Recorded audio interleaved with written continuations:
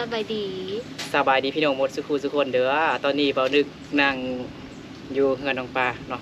นั่งลมดินน้องปลาเบิ่งนึงก่อนเนาะน้องปลาหาก็เลิกเรียนยังใส่สุดนักเรียนอยู่พี่น้องเนาะงามบ่ทุกคนเนาะก็บ่เคยโอ้ดนแล้วว่าเนาะตอนนั่นไอไปรัดพวกน้องอยู่พุ่นเด้ไป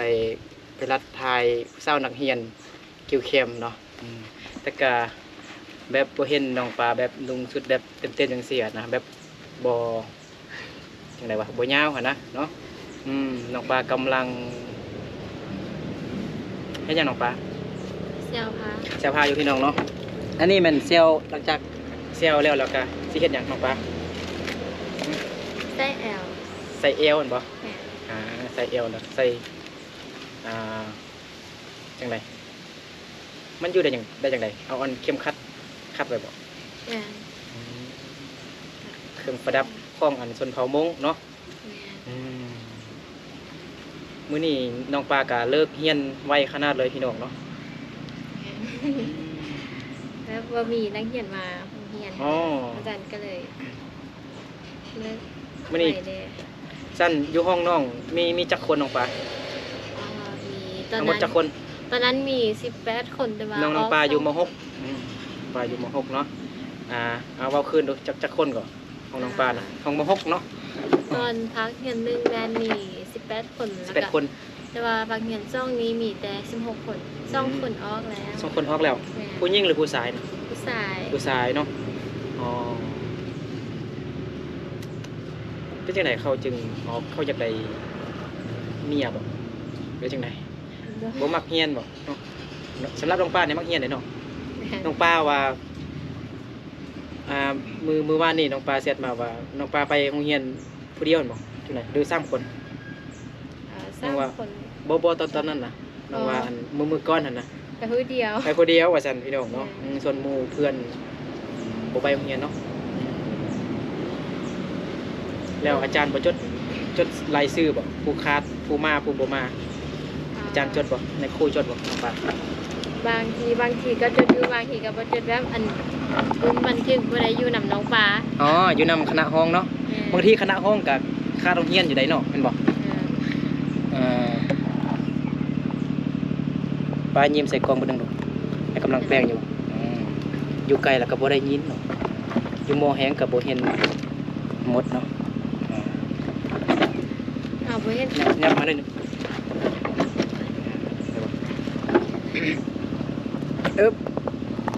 มื้อแรกนี่น้องปลาสิไปหยังมื้อแรกก็บ่ได้ไปหยังแบบขนาดนี้แหละน้องปลาว่าไปซื้อหยังซื้อยาให้แม่ยาอันใดยาดีเจ็บเส้นยาดีเจ็บเส้นแม่น้องปลาก็ยังเจ็บค่าอยู่ก่อนเนาะแม่นบ่แม่ยังเจ็บอยู่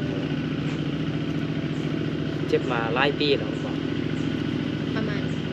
17 ปีแล้วแหละแต่เกิดน้องปลามาแล้วก็น้องปลาได้5 เดือนแล้วก็เริ่มเจ็บมาแล้วตอนน้องปลายังบ่ฮอดปีเหรอนะน้องปลาบ่ฮอดแต่ 5-6 เดือนแม่ตั้งแต่น้องปลาเกิดมาเนาะ 5-6 เดือนแล้วแม่ก็เจ็บแม่นบ่เจ็บขาพี่น้องได้67 ปีแล้วพี่น้องเนาะตอนนั้นเราก็ได้แล้วก็กินยังก็เข้าว่ากินประมาณถ้าก็ออกแม่ถ้าก็ออกเดือนแล้วแม่กินวันกินนอหั่นนะกินนอไม้แม่กินนอไม้แล้วก็ผิดแล้วก็วันนั้นก็ซอกยาผิดเดือนนั่นบ่วันนั้นเราก็ซอกยาใส่กะดีแล้ววันนี้ได้น้องป่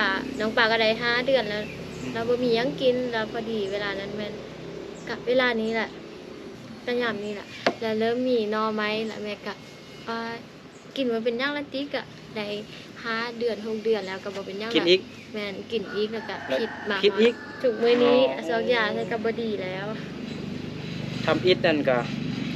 กินเนาะก็เจ็บแล้วก็กินยามาดีแล้วฮอดยามนอออกมาแล้วไปเก็บกินนออีกแล้วก็เจ็บบัดนี้เจ็บโดนออกมาดีเนาะเป็น 10ปลายกว่าปีพี่น้องเนาะ 17 ปี 17 เพราะว่าป้าก็ ปี มี17 ปีแล้ว แม่ตอนนี้น้องปลาก็17 ปีพี่น้องเนาะน้องปลาก็กำลังอยู่ในวัยเรียนกำลังตั้งใจเรียนพี่น้องเนาะน้องปลาเฮ็ดเวียกก็เก่งมันขยันบ่นึกก็เว้าแต่คำเดียวเนี่ยพี่น้องเนาะเว้ากับน้องปลานี่โอ้น้องปลาแบบเป็นคนแบบ เก่งเนาะขายของเก่งส่งเครื่องเก่งพี่น้องเนาะถามน้องปลาว่าน้องปลากินหยังแต่ละมื้อเนาะคือว่ามันขยันเก่งคือว่าเป็นคนงามนะฮักสดใสกินหยัง ผักกาดปิ้ง น้องปลาว่ากินผักกาดปิ้งว่าซั่น อ้ากินผักกาดปิ้งว่าซั่นเคยมีอยู่อันก็มีอยู่แต่ว่าบ่ได้ปิ้งหลายตอนอายกินกับจีกินเอาจีอันผักกาดพี่น้องเนาะตอนเบานึกตอนยังน้อยพี่น้องเนาะจีกินกับข้าวเลยเพราะว่าไปให้ไปสวนนั่นนะแล้วช่วงเดือน8เดือน9นี่ล่ะจะอันมันยังก็ผักกาดออกเนาะ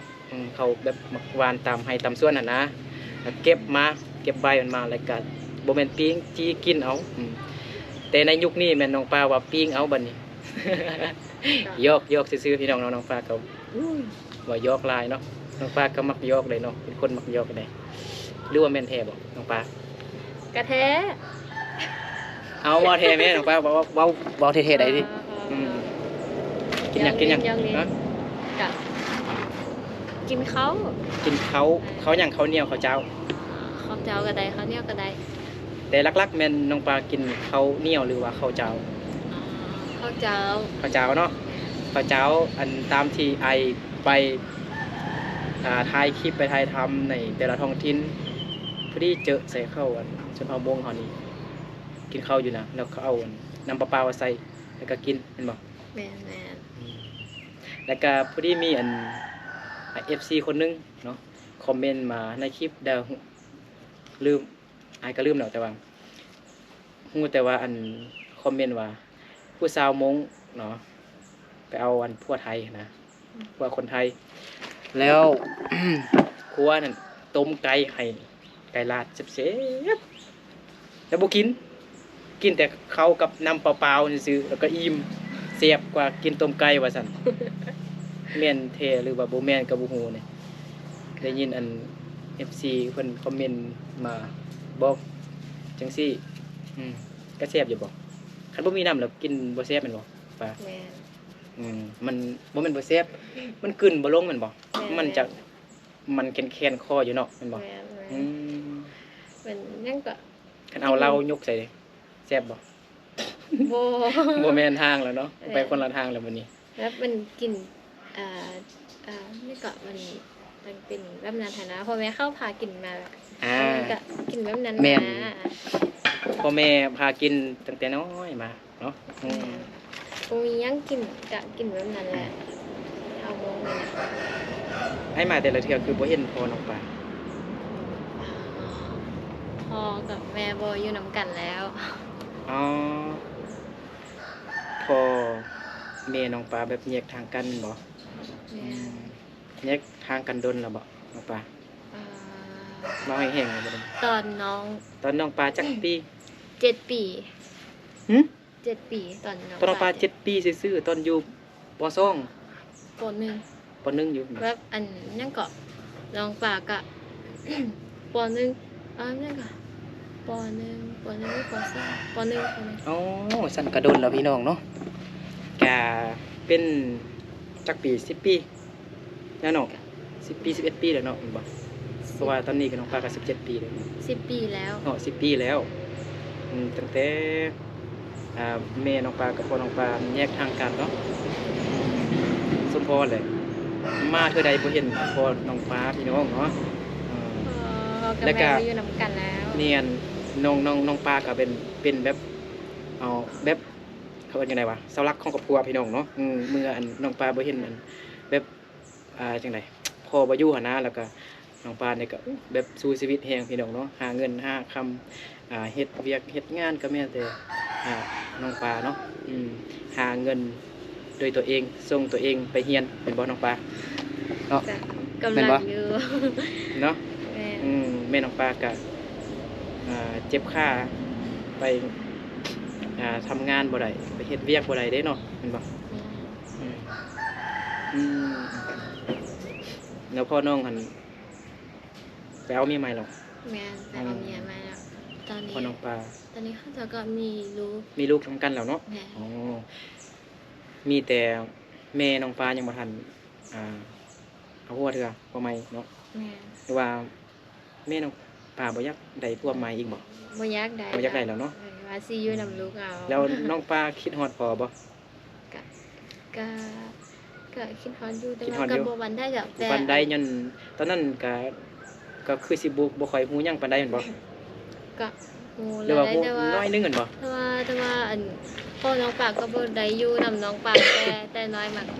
แม่น ตั้งแต่น้องปากยังก็จื้อได้ ฮู้ความแม่นพ่อก็บ่ได้อยู่นำกันแล้วพ่อก็ไปเฮ็ดเวียก โดย ก็บ่ได้อยู่นำพ่อก็ ตอนนี้แบบยังไปหากันอยู่บ่ ก็ ไปลิ้นไปยามพ่อนะน้องปลาไปอยู่บ่ ไปอยู่ ไปอยู่เนาะ แม่ อืม บางทีว่างก็ไปอยู่ ไปช่วยเวียกบ่ แม่ เห็นบ่ มื้อนั้นน้องไปบุ๊กคิงนำน้องก็เข้ามาเอาไปใส่ยาให้คิงหั่นน่ะแล้วบ่ให้อันมันแฮวหรือว่าแนวได้หั่นน่ะ บ่ให้มันเหี่ยวบ่ให้อันแมลงแมงไหม้กินเห็นบ่ แม่น อืม แล้วก็พ่อบอกให้ไปนอนอยู่พูนไปนอนอยู่ไฮอยู่บ้านคุณแก้วน่ะ อยู่บ้านพนแก้วฮู้อยู่แต่บ่เคยไปแต่ว่าฮู้อยู่ไปทางบ้านนาซ้ำอยู่ แล้วก็พ่อบอกให้ไปนอนอยู่หันแล้วก็น้องป่าเจ็บแข้วน้องป่าบอกว่าบ่นอนแล้วก็ย่างแต่แม่กับเอื้อยอยู่เหือนบ่มีให้ใส่เวียแล้วป่าก็กลับมาแล้วพ่อก็โทรมานำว่า ก็เป็นย่างพ่อก็บอกให้นอนน่ะเด้ป่าว่าบ่ได้เก็บเครื่องมาแล้วก็ แม่น้องปลาบ่ได้เกี่ยมเครื่องไป แต่พอให้ไปนอนนำเมียใหม่ซะจ้ะเนาะเป็นแม่มือของน้องแม่นบ่แต่ว่าน้องปลาแบบเจ็บเขี้ยวเด้เนาะกลับมาปัวเขี้ยวแล้วก็น้องปลาก็บ่ได้กะเกียมบ่ได้เอาเครื่องคองเตียนไปเห็นบ่ แม่ แล้วบัดนี้น้องปลามาฮอดเฮือนแล้วพอน้องปลาหั่นโทรมาว่าให้น้องปลาเป็นหยังคือบ่นอนนำหาน้องแล้วก็นำมันแม่สิน่ะเนาะเป็นแม่มือเห็นบ่ แม่ ทั้งที่แม่น้องปลากะนอนคนเดียวแม่นบ่ แม่ ส่วนเอื้อยหันแม่นไปอยู่ซ่าตอนนั้นน่ะ ไปนอนอยู่เหือนล่างพุ่นน่ะ อ๋อ ไปนอนเฝ้าเครื่อง ไปนอนเฝ้าเครื่องเนาะน้องปลานี่แม่สู้ชีวิตแห่งพี่น้องเนาะย้อนพอน้องปลาไปอยู่หั่นพี่น้องเนาะน้องปลาเป็นเสาหลักของครอบครัวพี่น้องเนาะเฮ็ดเวียกเฮ็ดงานไปเรียนหนังสือเฮ็ดเป็นทุกอย่างพี่น้องเนาะแปลงคันใดก็ได้เนาะ แปลงอันบันไดเลื่อน อยู่น้องหุ่นเด้น้องปลาก็เฮ็ดบันไดใดได้เนาะทำอิดคิดว่าแม่นอันคุณป้าบ่แม่นเนาะความจริงน้องปลาเนาะมื้อนั้นแบบเข้าใจผิดแม่นน้องปลาเฮ็ดบ่ธรรมดาเลยซ้ำกับผู้ชายคนหนึงเลยเนาะน้องปลาก็ได้น้องปลาเฮ็ดได้ทุกอย่างเนาะ ตอนนี้อายก็เป็นไอเด้บ่อยากปินหน้าไปทางน้องปลาหลายจังหน่อยน้องปลาติดพยาธิน้ำอายเลย อ๋อ ตอนนี้บ่นึกเจ็บคอพี่น้องเนาะมันคันๆแล้วก็ไอเป็นหวัดพี่น้องเนาะเพราะว่าห้าก็เป็นยังบ่ได้ไปนั่นเถอะเพราะว่าเป็นเมื่อคืนนี้จะซื้อยังบ่ทันไปซื้อยาเถอะจังหน่อยกลับบ่นึกก็สิไปซื้อยากินพี่น้องเนาะพอดีก็อากาศร้อนพี่น้องเนาะน้องปลาก็เลิกเรียนไวพี่น้องเนาะ3 โมง 2 โมงเนาะ3 โมงยังเมื่อกี้3 โมงยังน้องปลาเลิกโรงเรียนเนาะมื้ออื่นนี่ก็ไปโรงเรียนคือเก่าเนาะมื้ออื่นวันหยัง มื้ออื่นวันพุธ วันพุธเนาะไปโรงเรียนบ่ ไป ไป ทุกมื้อแหละ ไปทุกมื้อเนาะยกเว้นแต่วันเสาร์วันอาทิตย์หรือว่าวันพักโรงเรียนเนาะในครูหายบ่ ไอ้ครูอ่ะ เนี่ย บ่หาย บ่หายเนาะใจดีเนาะใจดีคือน้องปลาบ่ ดีกว่าน้องป่าละ ดีกว่าน้องปลาว่าซั่นเนาะน้องปลาว่าในครูดีกว่าน้องปลาว่าซั่น ก็แท้ในคนใจดี บัดนี้มาเว้าเรื่อง มาถ่ายน้องปลาตลอดแต่ว่าบ่นึกก็บ่ได้ล่มเรื่องจังไดกันอยู่กันกินเป็นจังไดครอบครัวเป็นจังไดหั่นน่ะแล้ววันนี้น้องปลานี่มีไผมีสวนมีนาบ่ มี มีอยู่มีสวนหรือว่ามีนามีบ่ มีได้ว่าหน้าอยู่น้ำเฮียค่ะ อ๋อนาเขาเฮ็ดอยู่น้ำเฮียแม่นบ่ แม่น ตอนนี้ยังเฮ็ดอยู่บ่หรือว่าให้เขาเฮ็ด ให้เขาเห็นแล้วค่อยแบ่งกัน มันกว้างบ่แต่ละปีนาน้องปลานี่เฮ็ดได้จักต้นได้จักเป่า ใน จักสอบ นี่ก็ ละเป่ารวมกันหมดก่อนแล้วจึงแบ่งกันน่ะ บ่รู้เลยว่าได้150เป่าได้ โอ้ได้ลอยปลายก็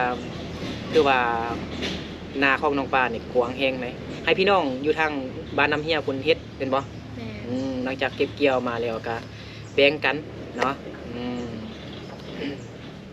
แบ่งกันพี่น้อง เพราะว่าอยู่ในเฮือนบ่มีให้แบบบ่มีให้ผ่าไปเฮ็ดหั่นนะมีแต่ พอบ่อยู่แล้วเนาะ แม่พออยู่แล้วก็บ่ไปเฮ็ด ให้เข้าเฮ็ดให้เนาะ แม่ แล้วบัดนี้สวนเด้ปลูกมันต้นบ่ บ่ บ่ได้ปลูกมันต้นเนาะปลูกแต่มันแก้วมันเผาบ่ แล้วก็ กับปลูกเรื่องก็ห้อง ปลูกหยังเด้ ห้องค่ายธรรมดานะห้องกินห้องค่ายธรรมดากับ นี่ก็ สลีสลอยนะ สลีสลอย แม่ ปลูกสลีหรือว่าข้าวโพดเห็นบ่สลีว่านบ่สลีแบบ หรือว่า สลีกินบ่แม่นสลีเขาค่ายแบบเรื่องๆอ่ะเนาะ โบ สลีรัดโอ้สลีหยังวะ ข้าวโพด ข้าวโพดข้าวโพดเรื่องๆอ่ะเนาะก็ดีดี แล้วบ่มีให้ขายเห็นนะ แม่นบ่มีอันพอเนาะ เข้าค่ะบ่มีคนนะครอบครัว เดี๋ยวน้องป้าก็แบบยังเขาเฮียนอยู่เด้เนาะถ้าสิเฮ็ดนาก็มันก็สิอุ้ยขนาดบ่ได้เฮ็ดนาน้องป้าบ่ไปนาไปสวนเฮ็ดเวียกอยู่ในเฮือนก็ยังหลายแล้วทุกคนเอ้ยเนาะเกลือเป็ดเกลือไก่นึ่งข้าวเปล่าไฟไปเฮียนจดหนังสือส่งเครื่องส่งของน้องป้าเนาะไปเอาอันเขาเอิ้นจังไดอันเนื้ออันเป็ดไก่นี่นะอันต้นไม้ยวกมันยังบอกหมดแล้วเนาะต้นไม้ยวกหรือว่าต้นกล้วยป่าพี่น้องเนาะกับน้องปลานี่ไปเอาแล้วก็มาซอยมาแต่งให้เป็ดไก่กิน หดพักหดส่วนกับน้องปลาพี่น้องเนาะน้องปลาคือแบบสู่ชีวิตแห่งมันเพราะว่าบ่มีผู้นำครอบครัวน้องปลานี่สืบทอดเนาะบัดน้องปลามีแฟนมาหรือว่าได้พวกมากันให้อันพวนน้ำพา ไปเฮ็ดนา แต่ว่าน้องปลาสิไปเรียนต่อเด้อพี่น้องเนาะใครอยากส่งเสริมน้องก็ส่งเสริมไปก่อนเด้อ เนาะ น้องปลาสิไปเรียนต่อต่างประเทศว่าซั่นแต่บ่แม่นอยู่ต่างประเทศอยู่ต่างแขวงบ่ เมื่อนั้นน้องว่าไปเรียนอยู่ไสเรียนภาษาจีนนั่นบ่ แม่น ภาษาจีนแล้วก็ภาษาอังกฤษเนาะไปเรียนอยู่ไสน้องว่าอุดมไสบ่ แม่นว่าสิไปอยู่น้ำอาย แม่นอยู่น้ำอายเนาะอายของน้องปลาเป็นอาจารย์สอนหรือว่าเป็นครูสอนภาษาจีนแม่นบ่ แม่น เก่ง แล้วอายผู้หนึงอีกบ่แม่นเฮ็ดหยังเป็นหม้อบ่ แม่น เป็นหม้อเนาะแล้วอีกคนนึงเนาะมีจักคนก็อายน้องนะมี สามคน มี3คนเนาะอายกกแม่นเฮ็ดหยังเป็นหม้อ แม่น ไอ้กลางแม่นเป็นครูสอนภาษาจีน แม่น ไอ้ผู้ละเฮ็ดหยัง ไปธุระกะ เฮ็ดเวียกหยัง ก็เฮ็ดเลี้ยงนำคนจีนแบบอันไอโพลานั้นเห็นบ่ได้จบเนาะเห็นบ่จบ เรียนบ่จบเรา ก็จบบ่เจตแต่ว่าเห็นภาษาจีนบ่จบหั้นนะบ่ได้ใบประกาศแล้วก็เดี๋ยวนี้ก็เฮ็ดเวียก เฮ็ดเวียกอยู่นำจีนบ่ แม่น อ๋อ3คน4 5คนเนาะพวกน้องเนาะลูกแม่เนาะก็เป็นเอื้อยน้องปลาแล้วก็เป็นน้องปลาเนาะสาย3คนหญิง2คน5คนเนาะแล้วเอื้อยนี่เอาผัวแล้วมันบ่หรือว่ายัง ย่าง ยังเนาะ แม่น แล้ว เอื้อยก็อยู่เฮือนนี่แม่นบ่ แม่น อืม แม่น ขายของซวยกันซวยน้องปลาแม่นบ่ แม่น เออ เพราะว่าวันนี้บ่ได้อยู่เฮือน มื้อนี้เอื้อยไปสวนแม่นบ่ แม่น ไปปลูกสาลีบ่ได้ยินแม่ว่าเมื่อกี้เนาะ แม่นไปบุญสลี โอเคพี่น้องเนาะมื้อนี้ก็มาแวะดินนำน้องคือเก่าหั่นแหละพี่น้องเนาะเป็นทางผ่านที่ทางผ่านต่อหน้าเฮือนนะเฮือนน้องปลาแบบเฮือนน้องปลาก็อยู่ติดกับทางล่วงทางเยอพี่น้องเนาะ แม่น แล้วก็เป็นทางที่เบานึกต้องเวลาไปถ่ายคลิปเนาะอยู่ในเขตชนบทต่างๆ อยู่ในท้องถิ่นต่างๆ ก็ต้องผ่านเฮือนน้องปลาฉะนั้นเราบ่นึกก็ต้องได้แวะดินกับน้องปลาจังซี่ไปตลอดแหละเนาะตอนที่น้องปลาจบม .7 พุ่นแหละเฮาจึงบ่ได้มาหาน้องปลาแล้วบัดนี้ มา มาหาแต่แม่น้องปลาแหละเนาะโอเคเดี๋ยวก็สิเบิ่งว่าปีต่อไปนี้เขาสิแบบว่าเขาสิเปิดเรียนม .7 อยู่บ่แบบอาจารย์เขาว่าสิปิดม .7 ปิดม .7 แม่น ก็ แล้วสิมีป มีแต่ หก มีแต่หึ แล้ว มีแต่ม .6 หรือปหก แม่นแล้ว มี เขา แต่ม จะ .6 แม่น จังได๋ มีฮอนม .6 มีแต่ม .6 เนาะแบบอันมัธยมต้น คือไทย คือไทยเนาะ แม่นจะเห็นคือไทยแล้ว เอ้าเทนน่ะ แท้ เขาแจ้งการมาแล้วบ่ แม่นเขาแจ้งเขาก็ออกตำรามาหมดแล้วแต่ว่าอาจารย์ว่าก็ยังบ่ได้ฮู้ดีค่ะบางทีรุ่นน้องปากก็ได้เห็นม .7 บางทีก็บ่ได้เห็นแบบเขาว่าเดี๋ยวซีซ่อนอันพวกน้องซีซ่อนพวกน้องให้จบม .7 ก่อนก็ได้เพราะว่าอันนี้เขาอย่างว่าบ่แน่นอนก็อย่าง50-50แบบเบิดแต่บ่เบิดแต่หั่นนะ ตอนนี้แบบเขาสิลึบล้างหมดแล้วม .7 หั่นนะพี่น้องเนาะให้เรียนฮอดเต็มม .6 คล้ายๆแบบไทยแม่นบ่ แม่ ก็ดีเนาะเอาแบบไทยก็โอเคได้ดีเนาะประเทศบ้านเมืองให้แบบเจริญเนาะคืออันทางไทยประเทศไทยพี่น้องเนาะว่าเขาก็อย่างว่าได้ยินอาจารย์ว่าประมาณเดือน7เข้าค่อย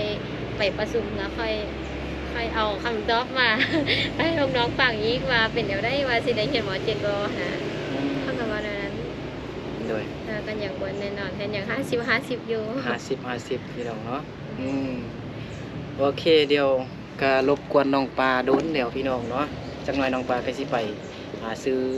ยาให้แม่แล้วก็หลังจากนั้นแล้วก็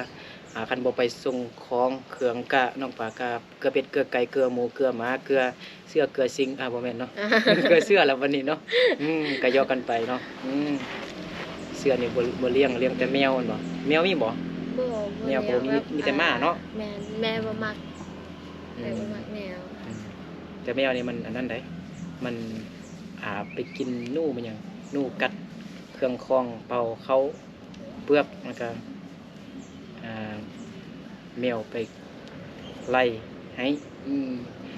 โอเคเนาะให้น้องปลาไปซื้อยาให้แม่ก่อนบ่นึกกะสิเดินทางไปทางใดกันยังบ่ทันฮู้เถอะพี่น้องเนาะก็ขอบใจน้องปลาหลายที่มื้อนี้มาลมมาลินนำน้องปลาเนาะ